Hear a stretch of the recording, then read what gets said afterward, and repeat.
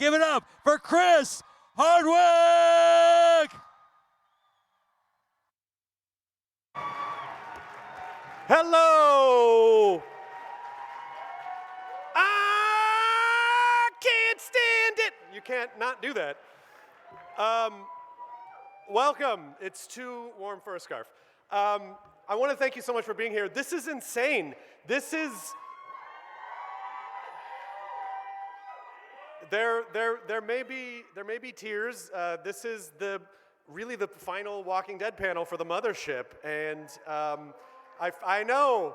I wish it could. Believe me, I wish it could keep going forever. I remember being here maybe like 10 years ago. The New York Comic Con panels have always been so incredibly special to us and so integral in sort of the fan community of the show. So I just first want to say thank you for being here. Thank you for sticking with the show for 12 years. I mean, 11 seasons, 12 years, 11 seasons. The last one's kind of an extended season. New episodes, obviously, Sunday nights on AMC. They stream 1 week early on AMC+. With the series finale, November 20th at 9 p.m. on AMC and AMC+. We're doing this massive event in Los Angeles. There are 3 spin-offs to talk about. There's a Maggie and Negan spin-off. There's a Daryl spin-off. There's a Rick and Michonne spin-off. So there is a lot of Walking Dead business to be had. So this part's ending, but there are new chapters that are flourishing. So I think we should just start. I would like to bring out, yes, thank you very much. Was anyone here like 10 years ago when you were? Oh, this is amazing. So let's first start by introducing our first panelist. He is the Walking Dead Universe Chief Content Officer, Scott M. Gimple.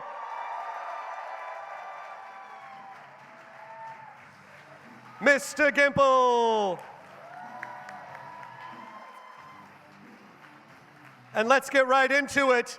Fearless leader Maggie Lauren Cohen!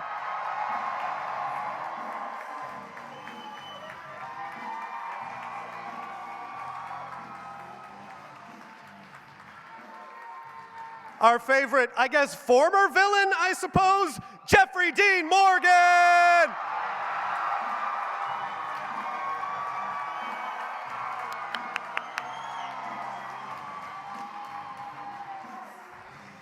Please also welcome to the stage our shrewd reporter, Connie Lauren Ridloff.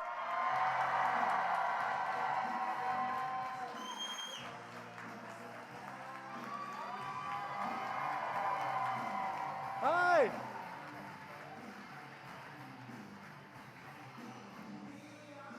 You know her as Princess Paula Lazaro.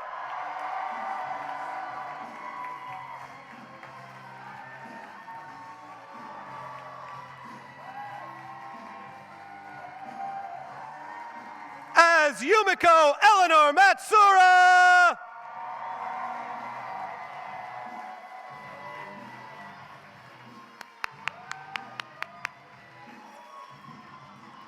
The ultimate protector of the Commonwealth, Michael James Shaw as Mercer!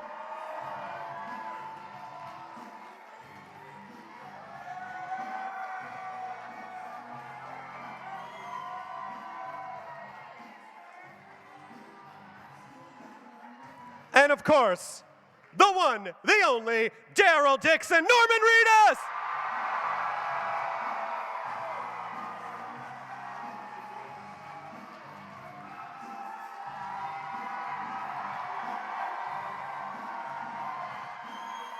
Oh, it's you. Hey! You.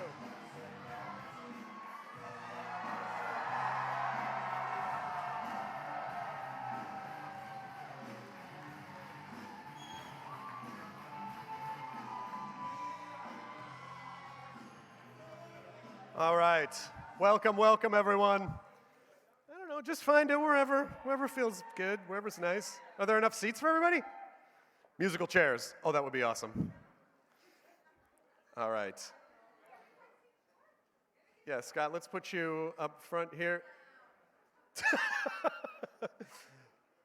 And here we are.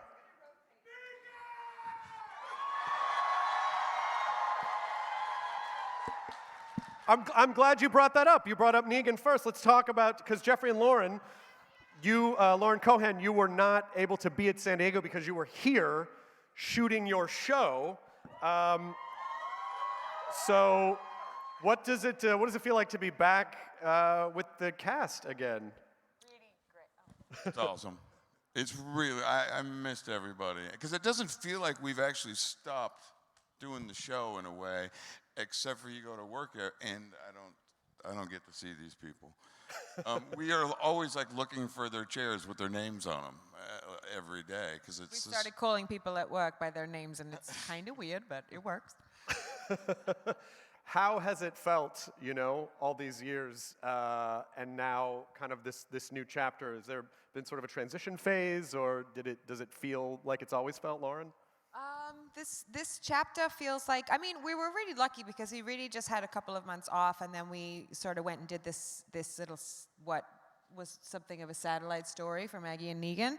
And then, so we stayed in the zone, but then like Jeff is saying, you bring like the feeling of everybody with you, and the story that we're telling is completely motivated by everything that's happened to these characters to this point. So, but being together today and celebrating this like lost time that we, as this cast on The Walking Dead, the show that has spawned so much more goodness, we're here to celebrate with you guys the end of something amazing.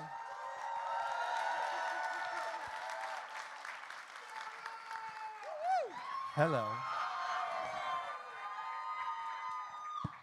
I heard someone say something really interesting once about the ends of things and new beginnings, that it's not about the keeping, like it's the having. We got to have this experience for so many years. And that doesn't take away from the 12 years that we've had together, this show that's been with us through good times, bad times, this communal thing that wherever you go and you meet another Walking Dead fan, you instantly have a connection. With 7 episodes left, there's obviously very little.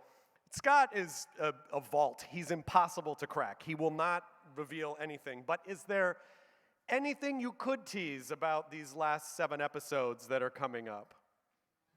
It all comes together. But that doesn't mean, what is that? What is that?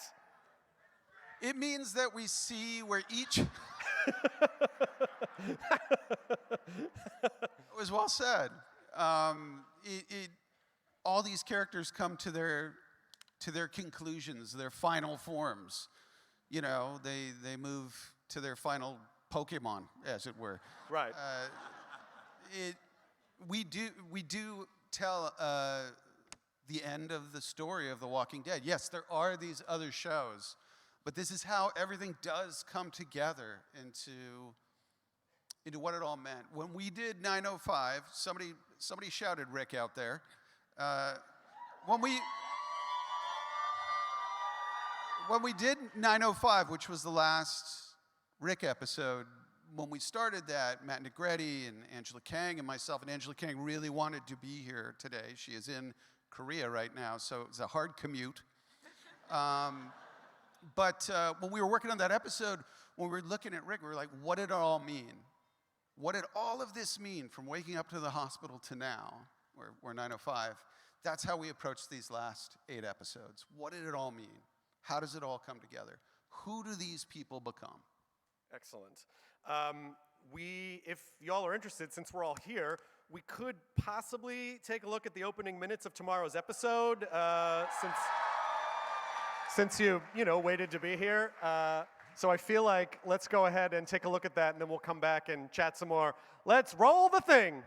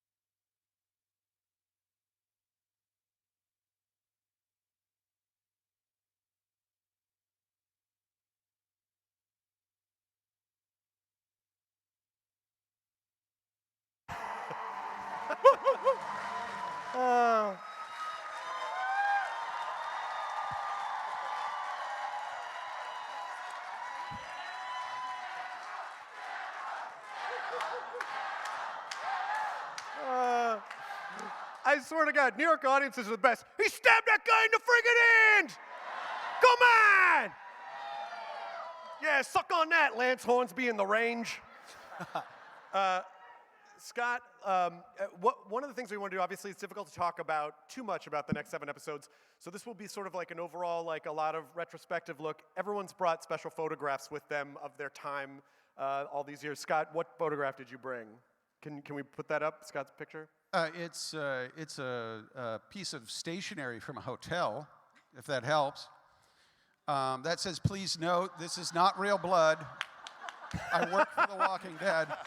Was that for like the housekeeping stuff, just so they knew that? Yeah. Well, what happened was this was one of Denai's first episodes, and I had written in the script, she's on the ground, and this walker is coming at her that's particularly rotted, and the walker's stomach is really just a mess. It's just a goulash of guts.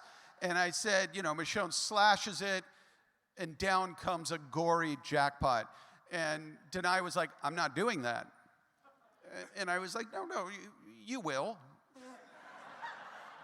You have to.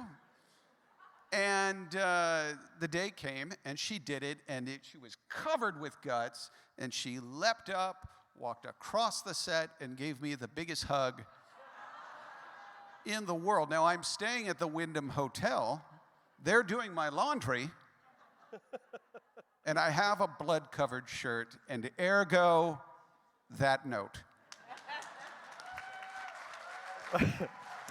Yeah. Well, we were going to call the cops, but this guy left a note, so I guess it's fine. When in doubt, leave a note. You didn't kill anybody. Norman Reedus, let's talk a little bit about every season. You try to take the Daryl crossbow home with you. Have you successfully managed to retrieve a Daryl crossbow from the show? I think every season but one, I have them. Oh, you do? Yeah. And I think all of us have written that note at a hotel. You know. But yeah, I have at least 9 crossbows, which is a felony here in Manhattan, and I have them. I'm admitting it right now. But again, remember, when in doubt, I'm on The Walking Dead. Leave a note. Scott can write me a note. And it'll be fine. Signed, Scott M. Gimple. What picture did you bring today from your... Can you put up Norman's picture? Sure. Yeah. So. Yeah, that's just a regular everyday with Michael Rooker, right there. But yeah, you know, when I found out that we were playing brothers on the show, Henry Portrait of a Serial Killer is one of my favorite movies. Yeah, right. And Rooker is. I mean, not only is he a tornado in person, but in that film, he's a tornado. He's so good in that. And that picture was taken right when he and I were starting to get in our brotherhood. I have so many fond memories of working with Michael, so I chose that photo. And where do you see Daryl now, after all this time, after all these years, in their universe, many, many, many years? What do you think has been the most interesting growth part of him? Oh, wow. I mean, he started out so different. You know, he was put on that show to rob those people.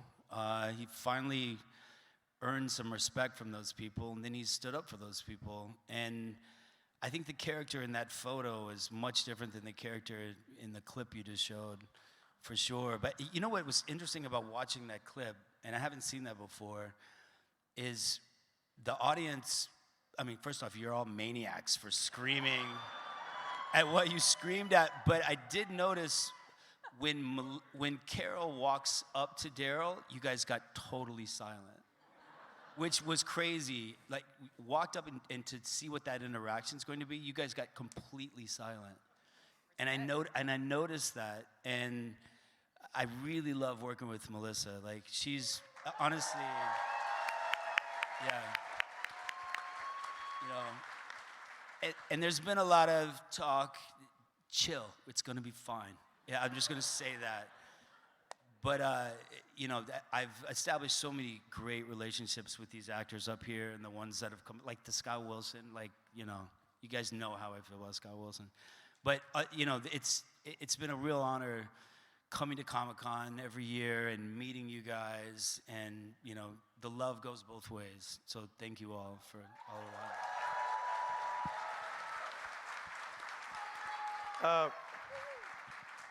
The next question's for Lauren Cohan, who's had such an interesting run on the show. You left for a little while, and then you came back. And did it feel any different when you came back, or did it feel familiar, or what was the feeling? Yeah, I just don't even know. It's so funny. Let's think. I don't know. Well, you know, last time, when you, not to answer for you, just to set you up here, last time you were at New York Comic Con, I believe, Oh, you yeah. were dressed as Negan and Jason. That's And right. what We had people just don't- announced that she was coming back to the show. That happened at New York Comic Con. That was the And I last time come- we were in person. I believe that was 2019. It's true. Was that at San Diego? That was at San Diego. That was here. That was New York here. Comic Con. Yeah. You had a bat, a leather jacket, and a Jason mask. Yeah. Yes. And I'll be coming back as Negan. That's the twist. It's The twist, everybody. Did you bring a photo? I wrote a photo. Yeah. yeah, let's see what. I what heard photo that's you what we brought. were doing. So. So what does this photo mean to you? We have had many death dinners on the show, as you guys all know, but this was not a death dinner. And this moment here is playing Heads Up, and it was someone's birthday, and there were like many blurry ones that I had to choose from, but I chose this because it was the blurriest.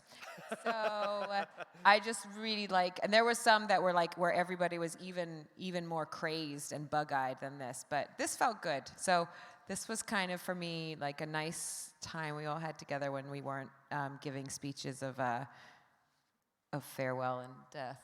So it's really out of character. I mean, you mentioned the sort of like the farewell death. Like the fact that you're all here is amazing. Like you made it. This is like golden ticket zone, you know. Jeffrey D. Morgan, did you ever think Negan's journey would go this far? No. No, I think originally it was going to be 3 years. I think that was the deal. I think that I had a conversation with Scott, and it was like, you got to be on it for at least 3 years if you want to be part of this show. And I was like, that seems like a long time. Little did I know that 8 years later or whatever, we'd still be here. It was a no. Well, God bless you. Thank you. And that 8 years has gone by like that. Like that. I can't believe that we're here and celebrating the end of this show as we know it. It's unbelievable to me. And there's been so many kind of iterations of this show through the years, losing people, having people come back, and it's been one hell of a fucking ride. I'll say that. And thank you, all of you, for coming along all these years as well. Longer than I've been here, for sure. What picture did you bring? Can we bring up JDM's photo? Yeah. This was Rick, Andy's last day, and we had lunch in the little cafeteria at the Walking Dead Studios. I don't think any of us were anticipating him leaving, and it was a weird little moment in time. But there you go. Hell of a beard off, And though, also, between wait, the two of who's you It is a guys. beard off. Yeah. Who's standing in and the by the way, background? mine Is that- kicked is- ass. Is that Caitlin in the background, in the far background? Was it what? Caitlin. Yeah. Oh.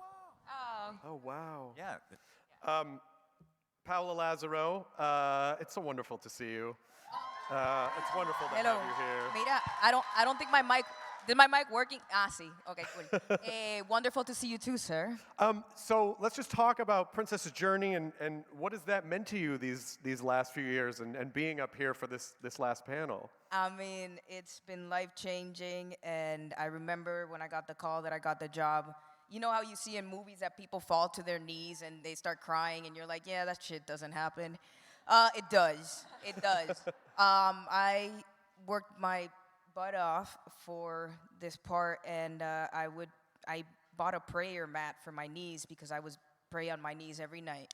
And I didn't leave my house for 2 weeks working on it. So when I got the call, I literally fell on my knees and started sobbing. Yeah, yeah.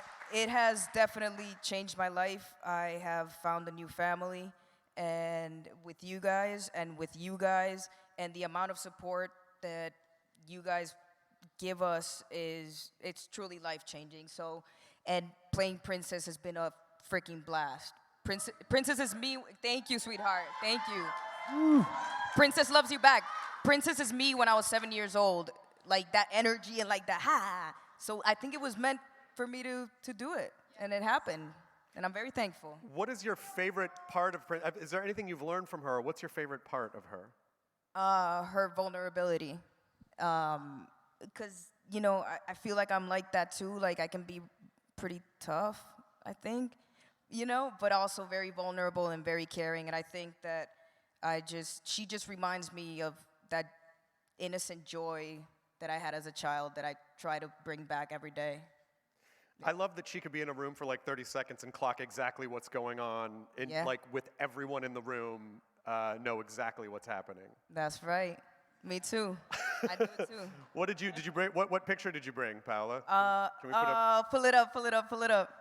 I chose that picture because that was probably like the 4th time I'd seen Norman, and that shows you, that picture, the kindness of these people and the way they welcome you. And I just think it perfectly ¿cómo se dice? Encapsulates, how do you say that? Encapsulates exactly the hug that these people all gave me. So, and that you guys gave.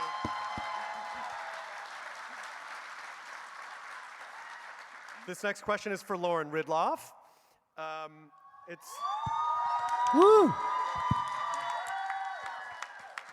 Lauren, it's so wonderful to have you here and just see all the amazing things that you've been doing the last couple of years. It's just been absolutely wonderful to watch. What do you think Connie has taught you? And then secondly, what do you think she's taught the fans of The Walking Dead as well? I think that what Connie has really taught me is to really lead with your heart rather than your mind. Because I tend to overthink things. I can get a little excited and very anxious, but in my mind, Connie is one of those people who really is just tough. And once she has her mind set on something, once she knows what's right in her heart, she just follows it without question. And that's what I love about Connie. When I first started playing her, season 9, I often would ask myself when I'm going through just hard things in life, what would Connie do? And what would Connie do? I think she has taught me a lot. But what do I think Connie has taught the fans?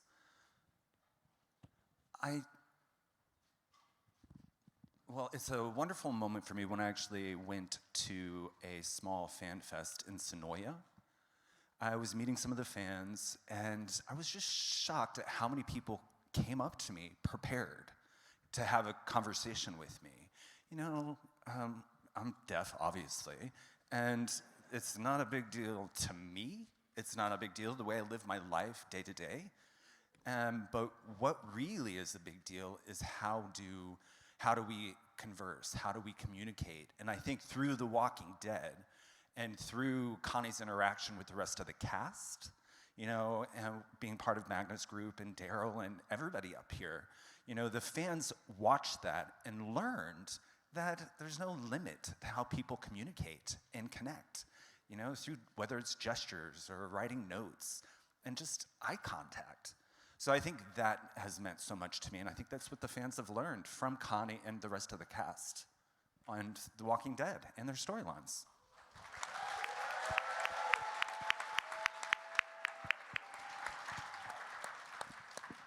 I know I've asked you this before, but I love to talk about it. You're part of like multiple massive universes now.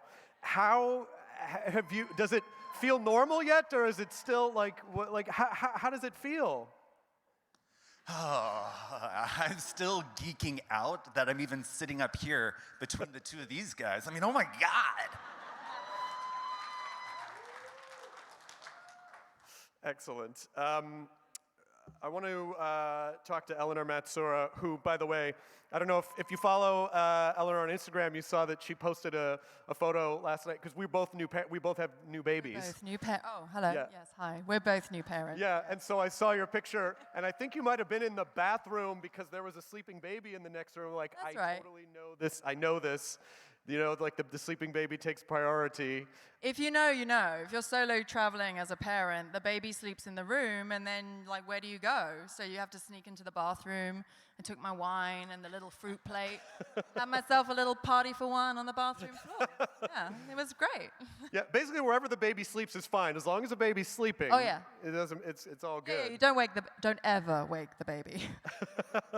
So, what have you found the most challenging this season?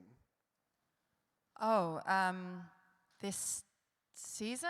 Yeah, this the whole- or the I mean, last this- this past season.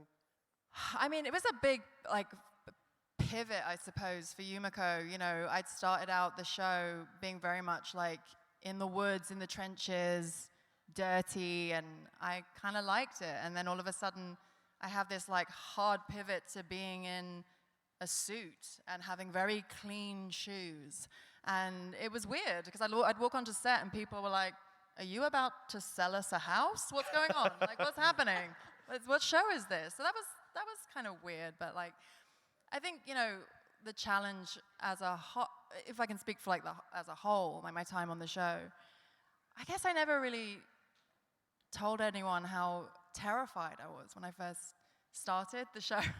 You know, it's so beloved by all of you guys. It's such a massive, it's a beautiful, incredible show. I'm so honored to be a part of it. And I would go to work when I first started. I was so scared. And like, I think that's like one of the reasons I chose the photo that I did, because I remember how I felt in that photo. It was just like every day I felt like the next episode I'm going to get killed off. I just know it. I know. I'm going to get killed off. And this photo was like, we made it to the end of the season, our little gang that started, and like the relief that we felt that we, like, whatever happens, we've done it. But then I realized in that moment, I was like, this show means a lot to me. Like, I've just got here. I feel like I've just got here, and I don't want to go. So that was probably the hardest thing, to have to deal with that feeling every day, you know, coming into work, being like, I love this job. Like, I love this show. I don't want to leave. I don't want it to stop. I'm sure you everyone here feels the same way, right? It's like, yeah. Also, I want to go back for a sec because Lauren Ridloff also brought a photo, and I wanted to make sure that we showed it. Let's see Lauren's photo. Oh, so what is this? I almost picked that one too. What does this photo mean to you, Lauren?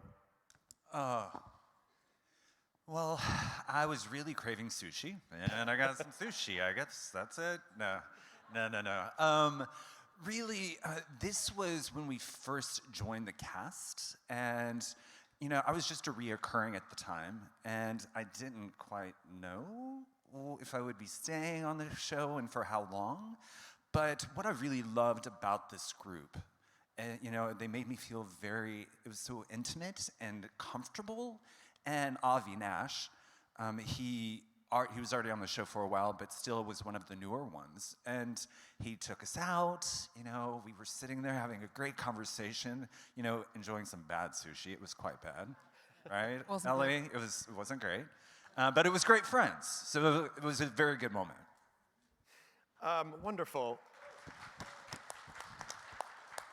It is these moments of like, I always appreciated coming here and communing with people, but after the last couple of years when we had to do like Zoom panels, there's literally nothing that compares to this experience. There's not anything that substitutes for being in front of people, being to see people, talk to people, hug people, hang out. So I am just like, I know it was a long pandemic, but it's just like, oh, all of a sudden we're here, and there's thousands of people here, and you're here. So again, thank you for coming. It's wonderful, and I hope you're having a nice time as well, and you're getting to connect with people again. As we go to Michael James Shaw. So much love for Mercer, so much love for Mercer. What's up, New York Comic Con? Hey! What trait of Mercer's would you say helps him serve the Commonwealth best as its protector? The traits that served him the best were his discipline. And that's something that wasn't really alive in me, and Mercer kind of helped me tap into that like monk life, and yeah, Paola will attest. Yeah, it was really tricky to get me out on a Friday night. You know, I was in the gym or doing jujitsu. I still got you out. You Yeah. go to the gym? It's been a while, you know. But yeah, that discipline, I feel like it was drilled into me as a young man, and playing this guy brought me closer to home in a way. My father passed away this year, and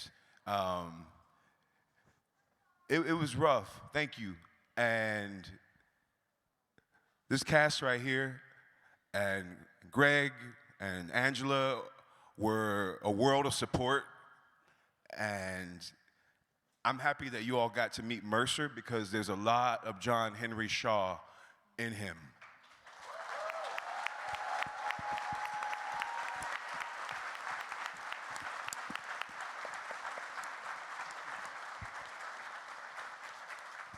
I love you guys.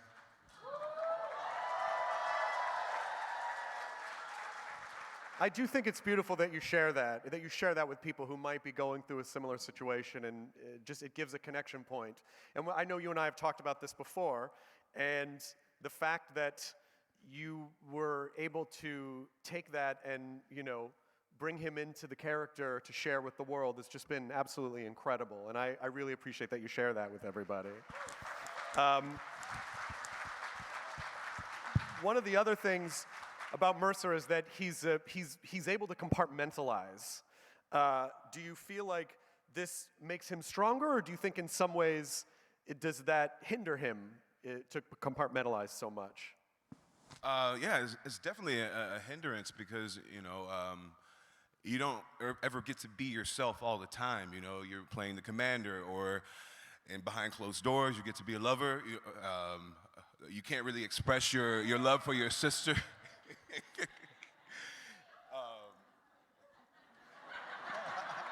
Hey, boo. This is awkward for me. Yeah, you can't really, in the first few episodes, he wasn't really showing any of the love he had for Max, and that was kind of painful to know that we're brother and sister, but not be able to express that, you know. The compartmentalizing was probably like driving him crazy. Yeah. Did you bring a photo? Do we have a photo for Mike? Oh, look at that. When was this? You may not recognize the gentleman to my right, but that's Greg Nicotero.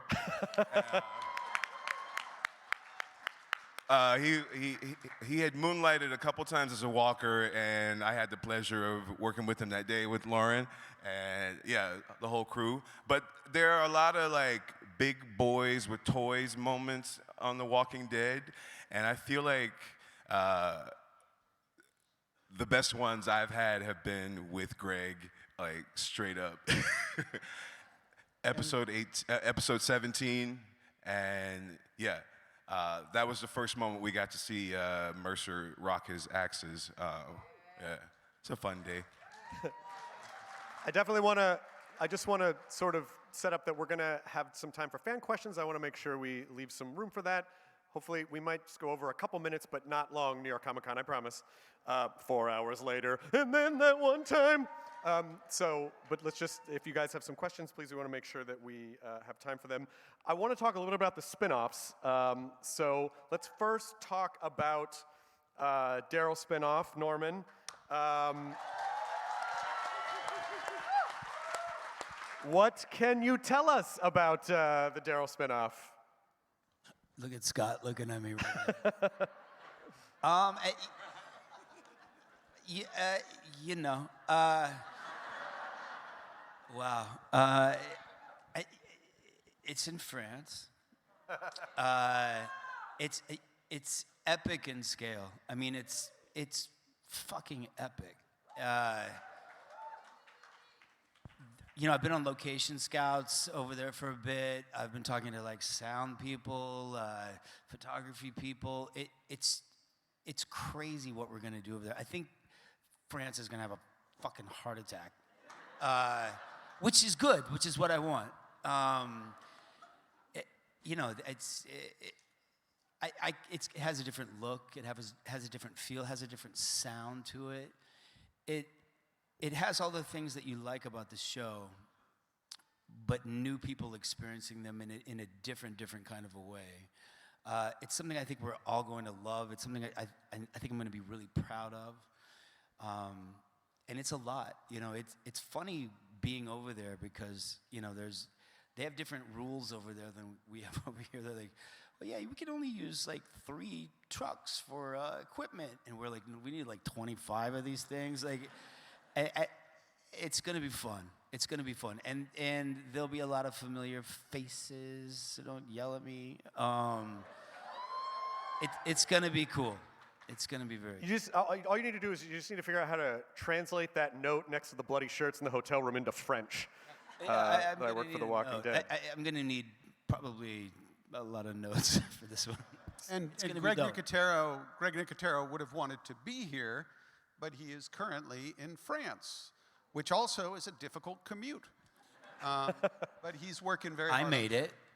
Oh, damn. Oh. Damn. Oh, he's working. He's working. He's working. Hey, he's going to be waiting for you. I might need a note for that as well. Anything you can say? Anything you can say about it? I don't know how much we can talk about. I know Angela a couple weeks ago had sort of discussed the ideas of Walker variants, perhaps. Or I know if you watched World Beyond, we saw in Europe there was like a faster version or something. There was stuff going on. Is there anything that you can tease about that? Stuff has gone on in France. Okay. And it's weird. And we saw some of it in the coda of Walking Dead World Beyond. Yeah. So Daryl in France, I'm getting lost in this sentence. Daryl in France is experiencing things that he hasn't experienced before in life and with walkers. Great. So not a real answer. Again, just a lot of words. We would be disappointed if Scott gave a real answer. Everyone in this room Would would be melt. Well, speaking of spin-offs, we should talk about the Jeffrey and Lauren.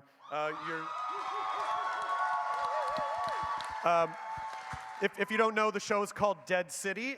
They're shooting it over in New Jersey, and what can you tease about it? What can you say about it? Okay, what should we say? What we're going to say is a lot of really... No, I'm just going to make a joke to pretend I was you for a second. I just didn't commit. You go.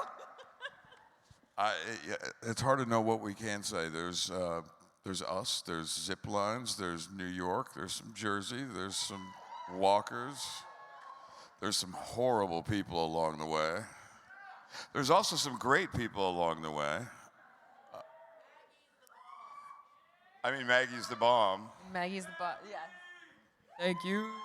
I don't know, Scott. What can we say? Well, I think we have some first look photos to show. Oh, yeah, we have some Let's photos. do the So maybe we could Oh, just that would help throw to some. There's Maggie at a bar. Ow. Oh, shit. I got him. That's not a good way to start. Hey. Yeah. Oh my gosh. I'm looking for somebody. This was actually going to be my... Yeah. But it is a very, very, very different world. It is New York City in the apocalypse is unlike any place that we've seen in the apocalypse, and it's a madhouse. It is a Mostly what it madhouse. is the most unlikely two people that you would want to see together, and it makes it very good to see us together because it is the hardest situation that we both have to be in, and the need is bigger than the fear. So The need is bigger than the fear. that's our takeaway. That's our bumper sticker. But we've been having a really good time. We are on our 5th of 6 episodes for this season.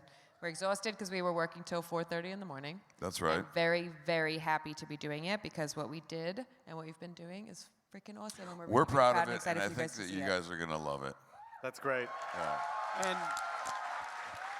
And like I said before, I know we don't have anything from it, but the Rick and Michonne spinoff coming up as well. But even before we get into that, it's important. There is some news regarding Dead City. It begins in April. Oh, interesting. I didn't even know that. There you go. Either did I. There you go. Really, April? We're all finding out stuff. That's awesome. April. Okay, great. I'm just saying, if there was time for Talking Dead, I'll be unemployed. But I want to ask I want to have some fan questions right now. I want to make sure we have time for that. So if you have a couple questions in these last 10 or 12 minutes, by all means, let's please do that. Hello, what is your name? I'm Mike from New York. Whoa. Hey, Mike. I'm going to step back from this for a bit. Okay, there we go. What's your question? Just thank you all for the work on this show over the last 11 years. It's meant a lot to me and everyone here. I don't have words for that, and I'm recording for posterity here. So over the last 11 years, and you can go down the line for this, but especially for Norman and Lauren and Jeffrey, because you have battled some pretty incredible villains, from the Governor to the Wolves to Negan to Alpha and the Commonwealth. Who's been your favorite to take on? Is that just because he's sitting there? Well, I'll tell you later. No, I'm just kidding. Norm? No, I think the ones that have been the most favored to take on are the ones that bring out the best and the worst in you. Like, how can you be the most strategic? How can you be the most tactical? How can you see the worst in yourself and know how you want to conquer it? And that, for me, is what a good baddie does to us. And then, are you your own worst baddie? Yes, I didn't hear you, but I agree.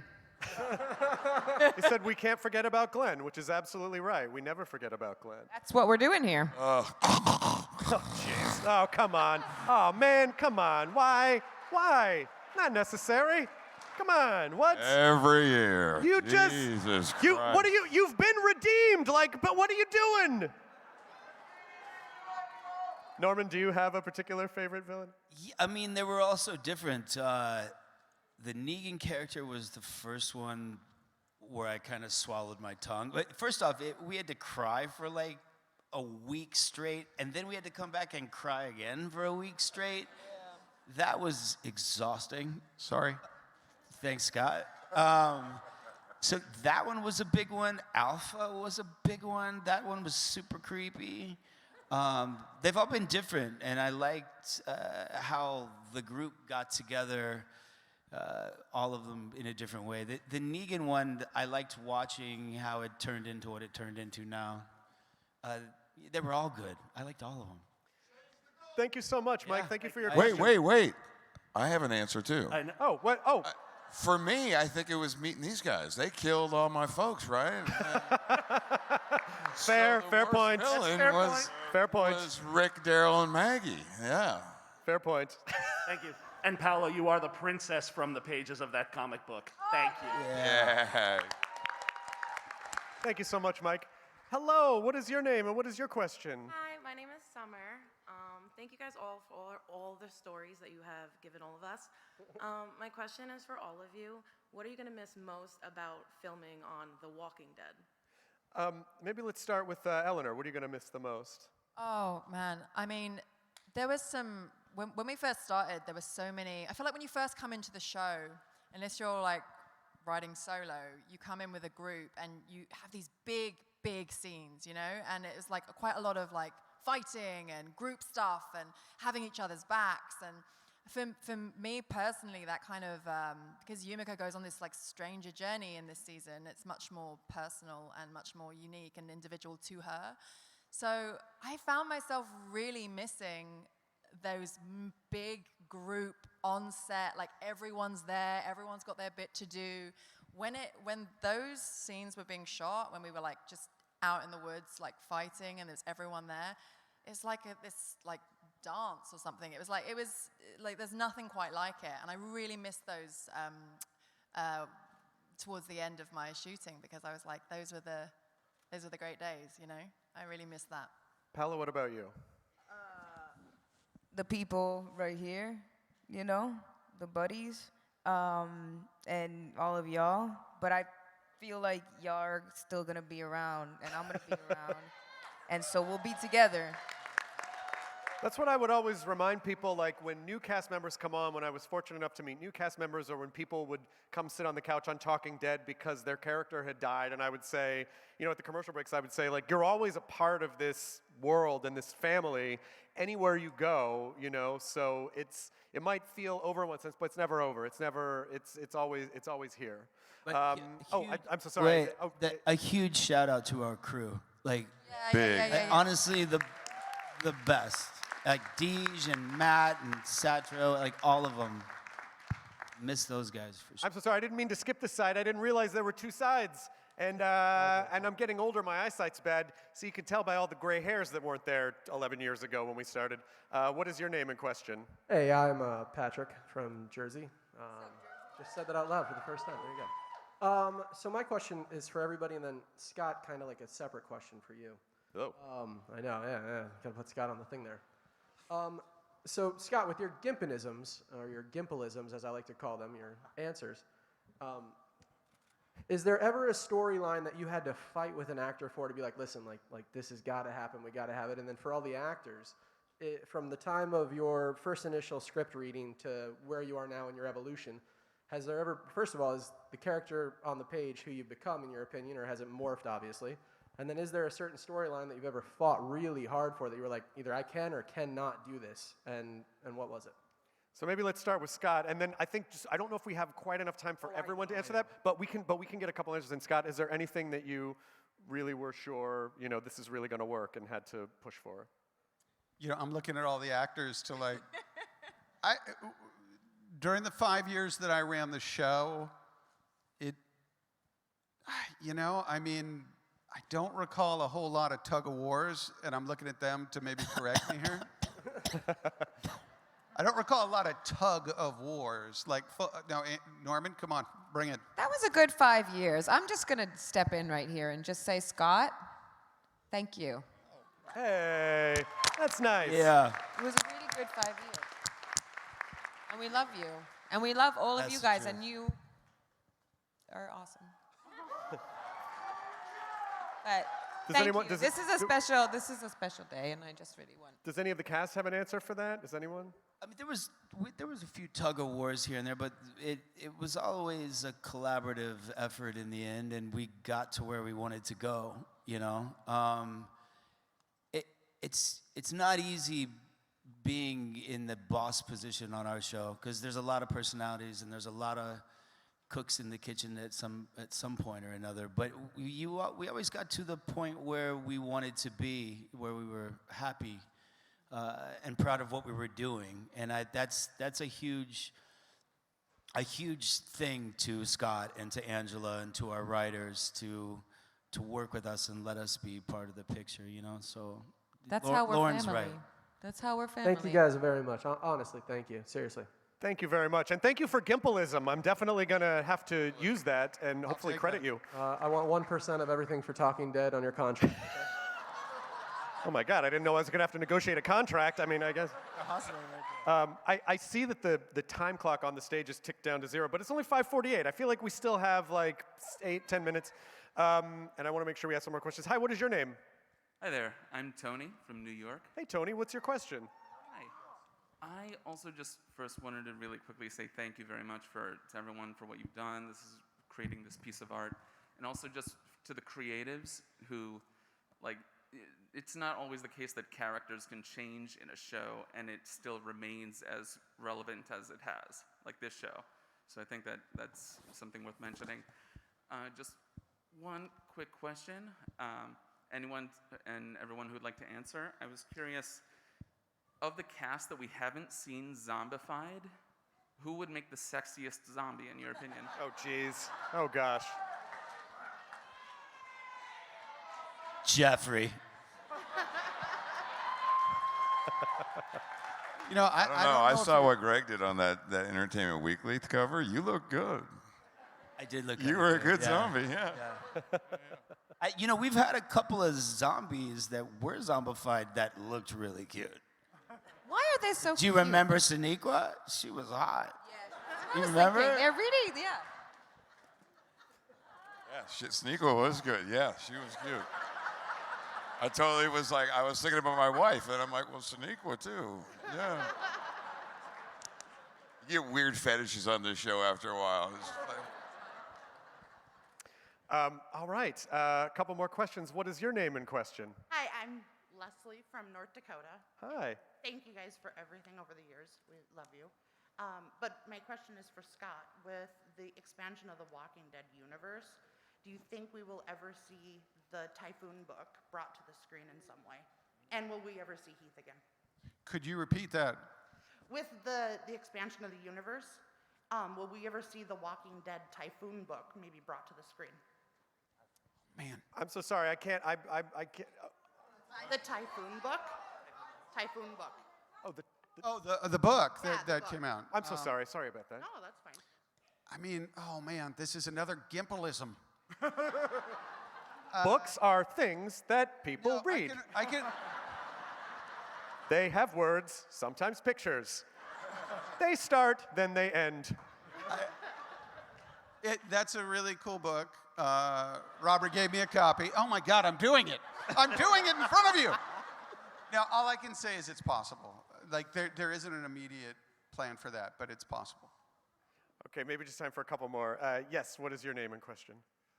My name is John, and I want to thank everyone for a wonderful ride.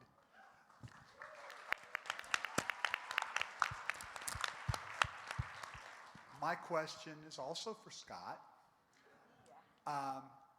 What's the possibility of a flash-forward movie similar to what we had in the graphic novel ending? The way that not a Gimpelism. The way that the comic book ended was brilliant. Robert sprung it on all of us, and I love that he did that.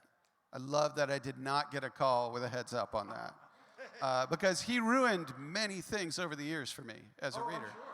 I'll tell you that I do want to tell. I want to go into that world, and I will say that when I did talk to Robert about that, he was sort of elbowing me a little bit. He was like, "You see what I did there? See, it's kind of an interesting story." He would never say it's kind of an interesting story. I'm putting my words in his mouth. He created another world for us to explore, and I do hope to explore it one day. Wonderful. Thank you all. Thank you, and thank you for your question. Yes. Hi, I'm Bill. I'm from New York.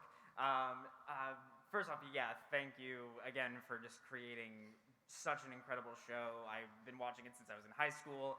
I still talk about it every week with my dad. Like, we watched it every week together, and then, when he moved out and everything. My question is for Norman. So you have one of the most popular characters, probably the most popular character of the show. It goes all the way back to When Daryl Dies, We Riot. But he wasn't a character from the graphic novel. Was that a challenging part of you creating the character, knowing there was no source material to it, or was that, did you find it easier to create the character, knowing that there wasn't something that was already created? I liked the fact that I wasn't into it. There's a movie Catherine Bigelow made with Willem Dafoe, and he's like this crazy biker guy, and he goes, "The door was wide open," and it reminded me of that. But and there were certain Bigelow, is that what you said? And there there was a storyline that they allowed me to alter, where I was just going to become my brother at one point after he dies. And I kind of wanted to change that, and they let me change it a little bit, where I grew up with a racist family and a drug-taking brother, and I was always ashamed of it. And instead of becoming him, once he's out of the picture, it kind of allowed Daryl to stand on his own 2 feet and become his own man. And that, when I went about going back and forth, that's kind of the story I was thinking of. But like I said, they worked with me to allow it to change into something different.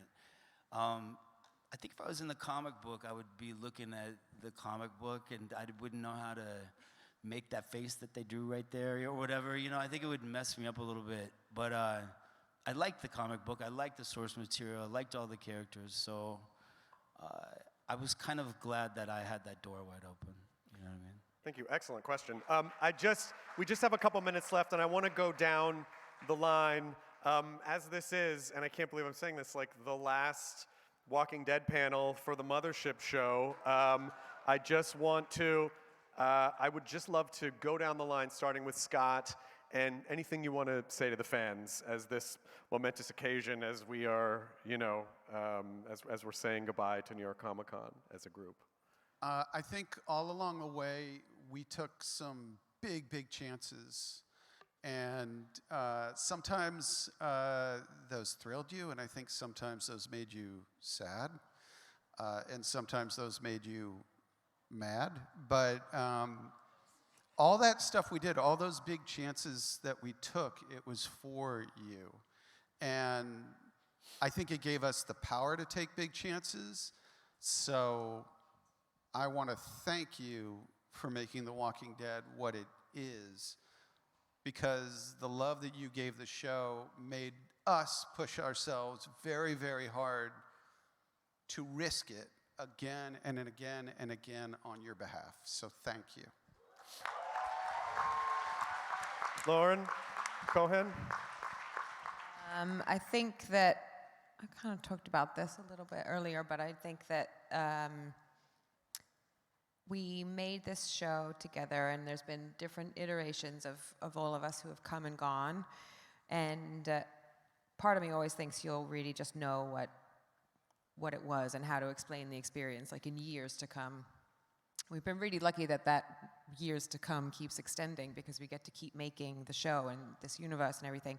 But what the show is when we come together and we do something on set and we're with our crew is one thing that's incredible. And then when we see the episodes or when we see it go out in the world, that's like a whole nother level of recognizing that there's something to it. And then when we see your reaction and that we're here celebrating the end of the 11th season of a show about zombies, and that we're already sad that this is the last time we're going to be together as this group doing it, then you're just so glad that this is what you get to do and that you guys have been invested with us, and that is all just so much more than you can ever anticipate. So I'm glad that we've all been on this adventure and surprised and been through the ups and downs together, and yeah, that's it. JDM? I've been lucky enough to be part of a couple pretty big shows, franchises. But the relationship this show has with its fans and vice versa, there's nothing that you can compare it to. And really, it's just been a privilege and a fucking honor. Thank you. And we got more stories to tell. I keep forgetting. It's not the fucking end. But it's hard. This is weird, and thank you. I mean, really, to come here and see you guys every year, I love you too. Yeah, that's it. Thank you. Lauren Ridloff? I feel like I've played two roles here. My first role was as a fan. I remember clearly the first night The Walking Dead premiered, and I watched that with my husband, and we were hooked for years. And one of the main reasons why I got pulled into acting was because The Walking Dead offered a window of a world that looked so much like mine, but was different. And it felt like I could see a little bit of myself over there in that world. And now I guess the second role that I play is as Connie. And all of a sudden, I was within that other side of that world, on the other side of that window. And now that we're actually looking at you, the fans, you know, the story has been going on for so long with your support, with your love. And I think you have influenced and colored the stories that have been told on The Walking Dead so much. So I have to say, thank you for being a part of this story. Thank you, Lauren. Just a couple minutes left. Norman? Wow, where do I begin? Yeah, it's been a real honor knowing these people and getting to know all of you. You've changed my life in a million ways that I can't even explain, really. I'm a better friend, I'm a better father, I have a work ethic, I appreciate things more. You gave me an opportunity to really enjoy working and, you know, getting to know you people. It's been great, you know, and it's all weird when you're out there so much, but you guys have made it a really safe feeling for the most part. And, you know, I just love all of you, and I appreciate all of you so much, and thank you for doing this with us. It's, like I've always said, it's as much your show as it is our show. I'm gonna miss doing this. I'm like really gonna fucking miss it, you know? I love you too, you know? It's a big deal, you know? Paola? You know, many times in my life, I felt like an outcast, like I didn't belong. And, you know, Princess, in her first episode, she says, you know, someone once told me you're hard to love. And being part of this has made me feel part of a community and has aided me in loving myself while loving all of you guys. And because of your support, I don't know, it just, I don't feel alone anymore, you know? So thank you guys. Y'all have changed my life. Eleanor? Yeah, life-changing is, God, this is like the second time I've got emotional today. It's like you're melting my cold, cold heart. I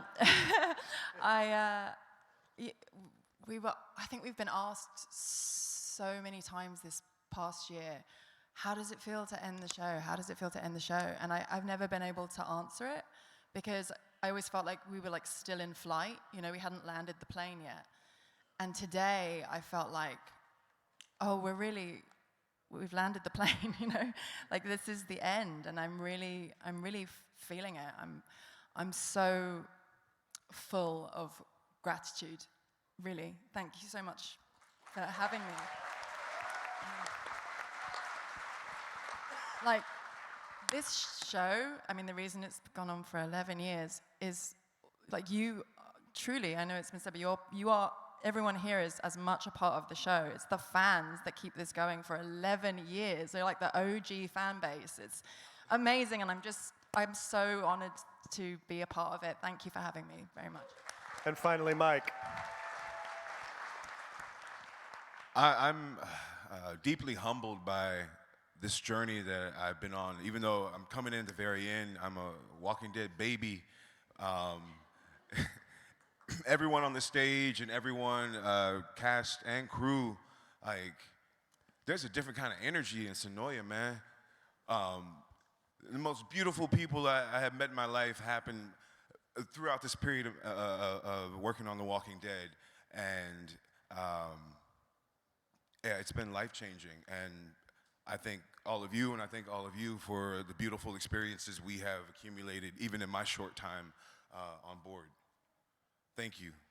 Excellent. Well, I would like to say thank you to New York Comic Con for all these amazing years. I'm sorry we went over a few minutes, but I just wanted to make sure we had time to get everything in. New episodes of The Walking Dead are every Sunday. You can stream them a week early on AMC+. Our big series finale is November 20th at 9 p.m. I would like a huge hand for this entire cast. Also to Robert Kirkman for creating this universe. Angela Kang for showrunning this show and being amazing. Thank you to AMC. Thank you to Greg Nicotero. Thank you, New York Comic Con. It has been an absolute privilege and a pleasure. Good night. Have a great con.